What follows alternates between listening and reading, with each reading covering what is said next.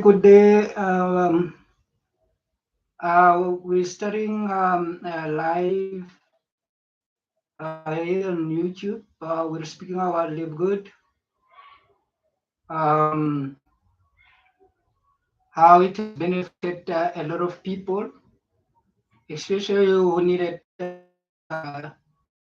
some income in their life, and even those who thought that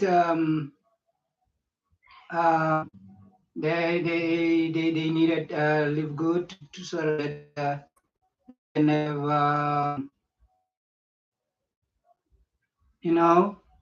a little bit of extra bucks even were ready from tap into my life. The links get the description. The signing up is $30, so it's for the so yeah, folks, and it will guide you onto as well and a membership. If you put two people under your matrix, you'll get $2,047 before Thursday next week, of which the cutoff is on next week, right? So yeah, folks, cutoff happens because you'll be able to see the people that have that you have enrolled. So even the 25 friends per each person that you put, that means you get 50% company. So it is very important that you treat each everyone like $25 that you will get when they sign up pretty well and pay the subscription every month, so that they 1,000. If you become gold, you get much more than 20 people. You have more than 200 people. That's when you become diamond crown. That's when now you get 800,000. So that here's the webinar that they speak about our medicines, how they've helped other people, and how they can help you, and which ones you can be able to buy if maybe you have this illness. Okay, it's just that my live video is showing up here. I just want to play Ben Glinsky again. Well, you will hear him well.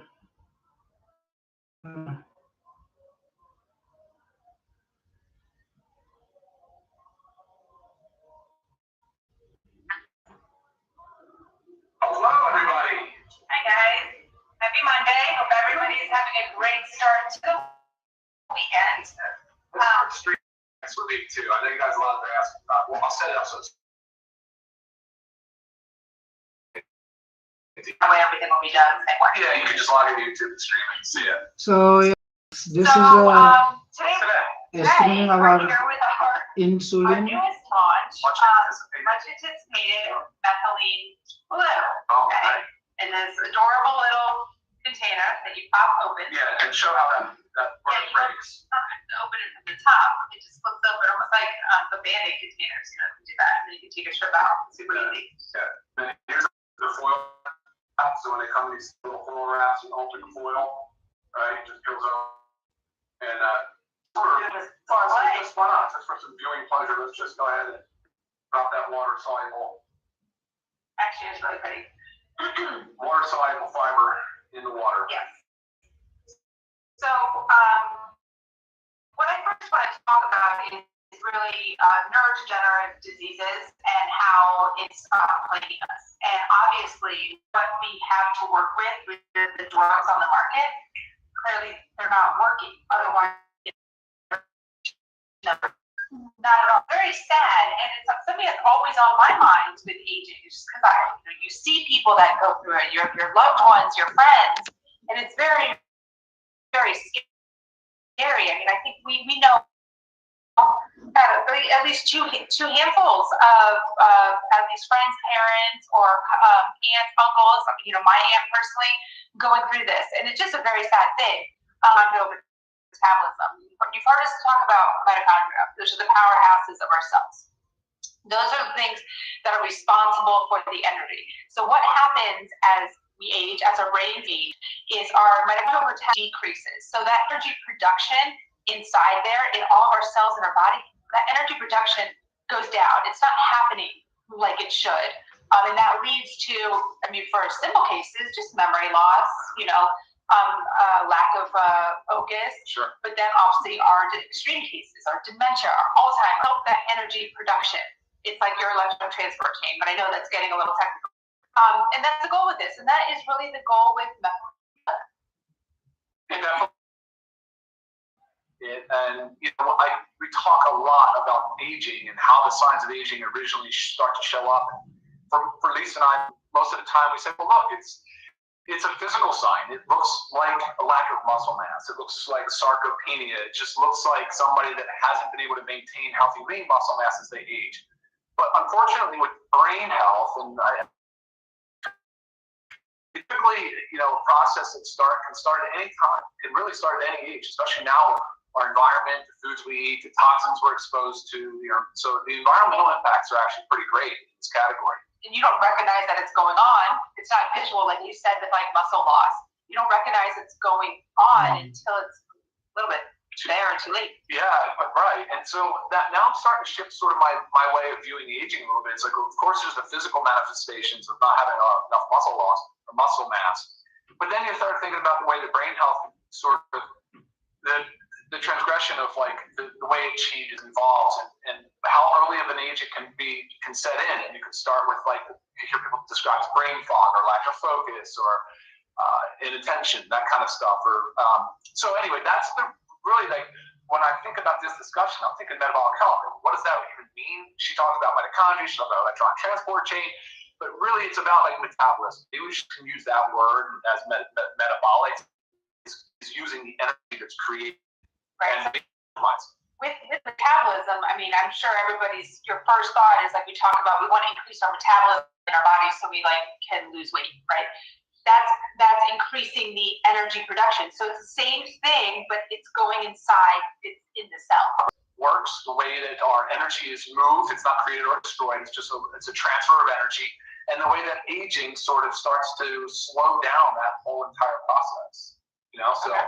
All right, so cellular health. So think about the brain as being an energy demand center, a very high energy demand center, the brain and the heart. But the brain is only about 2% of our body weight, yet it's about 20% of our energy consumption. And it protects the central nervous system. And notice, so toxic metabolites and things can't really easily cross and get into the CNS. That's the whole idea. And we'll come back to that in a few minutes when we start talking about methylene blue and exactly how it works. But within the cells, just on a basic cellular level, we learned in like high school biology, I still learn at work, powerhouse. But the mitochondria act as powerhouses. That's where the energy is transferred. It gets moved and it gets designed or put into a way that the body can use. So within the mitochondria, you actually have a process called electron transport chain. And that's the process, and I'm going to use an analogy similar to So for cellular energy, typically it's glucose. For normal respiration energy, it'll use glucose. So a train's going down, it's making energy, and then it's creating toxic metabolites in the form of smoke. And so the body has a very mess, and it's a constant mess that it's going through and cleaning up. And as we age, sometimes those systems start to break down. It's typical, so I think has between 1,000 and 2,000 mitochondria. But again, as we age, we're constantly tearing them down, building new, making new. And over time, as we start to see the system sort of break down, I think that's when you start seeing the signs of aging and the signs of disease really start to set in. It's a mitochondrial-based disease process. And it seems like that's really where most of our anti-aging experts are really putting a lot of effort in this category. About that now, Lisa. Why don't we go into that? All right, first of all, guys, this came up with Lisa and I as we're talking. Do we have out there that's not accurate? There's a lot of misinformation on this topic. So just don't, blue has been around for over a century, probably 150 years or so. It was originally developed as a synthetic dye. It is in the form of a salt. It later was found, because the way that it was being used to dye slides and for microbiology, they identified that it was killing viruses and bacteria. And eventually, it was used as a treatment for malaria. So widely known for treating malaria. Scientists then started to really study this molecule significantly. I think the World Health Organization still has it listed as an essential medicine. But what's cool about methylene blue is that it's a really small molecule, and it has both water-loving and fat-loving properties. And that's key for the blood-brain barrier. I was gonna say, because it can. Yeah, it readily crosses the blood-brain barrier. It goes quickly across, mostly because of its fat-loving properties, and then, of course, being like, 300-some Daltons. It's a small molecule.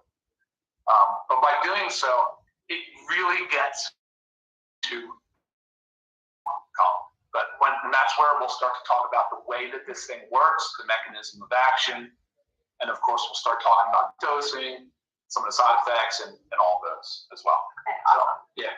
Okay, cool. All right. And I will say, what Ryan said about the studies, your sources, if you'd like some, just go ahead and reach out to me so I can send them to you, because it does make a big difference. Again, you can type anything into Google and you could get one saying this and one saying that, but what's the validity of those? You gotta know your source. And we'll come back to this a little bit, but I have references from being a pharmacist, and I pay for them. So I'll reference those, and they're almost, those are all evidence-based. They're tied to clinical trials and studies. But yeah, she's right. Be careful with the information you get. All right. So how does methylene blue work? Well, primarily because it's still being used today to treat cyanide poisoning. Yeah, it's a case where there's not enough oxygen being delivered to tissues, basically. So this has the ability to increase the amount of cellular respiration in the brain, so it carries more oxygen. It can do that because of its ability to synthesize heme proteins. If you look up heme and you look at the function of heme, you'll start to see and understand a little bit more about how this product works. Methylene blue is also a potent antioxidant as well. And going back to the idea of cellular respiration on that electron transport chain and using glucose, they do create toxic metabolites in the form of free radicals. So having that antioxidant highly concentrated in the brain is of benefit. Right, and that's always the Pac-Man analogy, right? Oh, yeah. It comes in and it eats those free radicals. Yeah. So what's very unique about methylene blue is it's considered a redox agent. It can kind of ping pong, flip its role pretty significantly. So within the mitochondria, there's a process called electron transport chain. It's also goes by the cycle, Krebs cycle.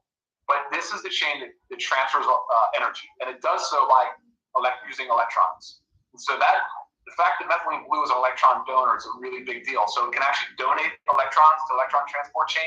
It can also recycle those electrons. That's its part in regulating and helping to augment the mitochondria. To produce more energy. Yeah. All the whole. Yeah. So obviously, with all of this being said, again, the name of the game here is we're focusing on the fact that it's highly concentrated in the brain and it's deeply involved in mitochondria and energy production. Yeah. So what does all that mean? So it's going to help us with all the things that we've just talked about. So from an aging perspective, I know you were just looking at studies now, that statistical significance with improvements in Alzheimer's, Parkinson's, so neurodegenerative diseases, still widely being studied and used. It helps with memory, focus, cognition. They say about mental agility. They said you feel plugged in, a sense of focus. Right. All of these things are what people report after taking methylene blue. Sure. And some of these studies that I was just reading that were from these doctors reporting that it just stopped the Alzheimer's in its tracks, the methylene blue. And it's just kind of crazy to hear that such a strong point. Wow. And so I'd love to, again, share those with you guys if you're interested in that. But it's just so many promising benefits. And again, what we have our hands on from the medical system right now for brain health is just so limited, and it's just not working. It's not working. Not working. And it's killing. I mean, it's our caregivers are the ones that suffer the most burden. So shout out to all you caregivers out there. I know how difficult that is on you. But we haven't even started seeing the real file of pain from this, unfortunately, this growth of the chronic disease that we're seeing. So we've got to start. Look, hopefully methylene blue resonates with you, and if it does, great. But the point of today's conversation is just to share our thoughts on how this can possibly improve your mitochondrial health and potentially have a role in the things we're talking about. Right. So, all right, how do we take it? Let's talk about dosing. Let's talk about the best way to take methylene blue. Let's go to the thing. We'll get some questions, and we'll see, because I get a lot of questions. So right now, first question. You want to answer? You want to go? Pharmaceutical grade. That's the big one. Okay, we'll go there. All right. I've had like 5 emails. So from pharmacy perspective, is it pharmaceutical grade? You guys are absolutely right for asking the question about the grade of methylene blue, because it is there's industrial dyes out there that are like covered in metals, high in metal content. So you're absolutely spot on to be asking about what grade it is.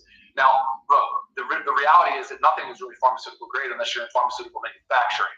However, with that said, this is in fact methylene blue USP. All right, USP would be considered the equivalent or the source for pharmaceutical grade manufacturing. That's really, really important. So we'll load the certificate of analysis as well as the metals test up on the website so you guys can reference that, because that's a problem. So if you're using other methylene blues, just make sure that they have USP, make sure they have their metal testing, and take a look at the C of A. Just look at the C of A as well. But the metal testing would be separate. So, all right, that's a big one. And good question.